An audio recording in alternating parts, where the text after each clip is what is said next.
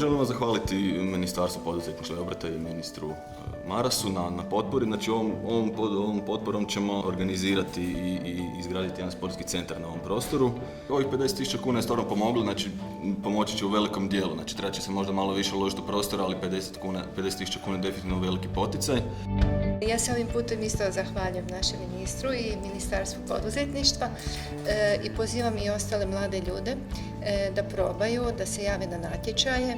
Može se dobiti, mi smo takav primjer i nadam se da će naši dečki koji su završili fakultete ostati u Hrvatskoj i boriti se ovdje i sa birokracijom i sa svim što treba i potaknuti razvoj.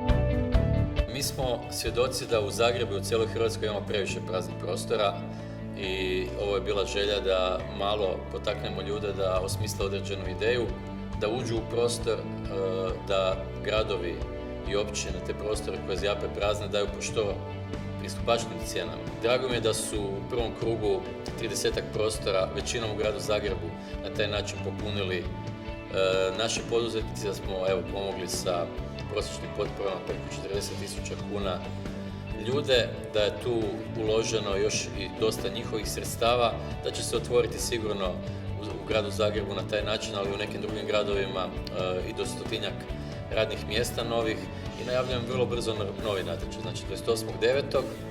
očekujemo raspisivanje novog natječaja gdje će se također ljudi moći prijaviti i dobiti potporu do 50.000 kuna i očekujem da ćemo u narednih mjeseci i po 2 dana dodijeliti sljedećih, sada više ne 30 nego 150 potpora. Odlučio sam se prijaviti na ovaj natječaj zato što već dulje vrijeme gravitiram prema Zagrebu i želim preseliti svoje poslovanje ovdje jer smatram da bi to moglo unaprijediti poslovanje. Isto tako i zato što sam smatrao da je ovo poprilično dobar nekakav simbiotski odnos između poduzetnika i države, u kojem obje strane imaju nekakvu dobrobit od toga. Tako da sa sredstvima koje sam dobio kao potporu namjeravam urediti čitav prostor.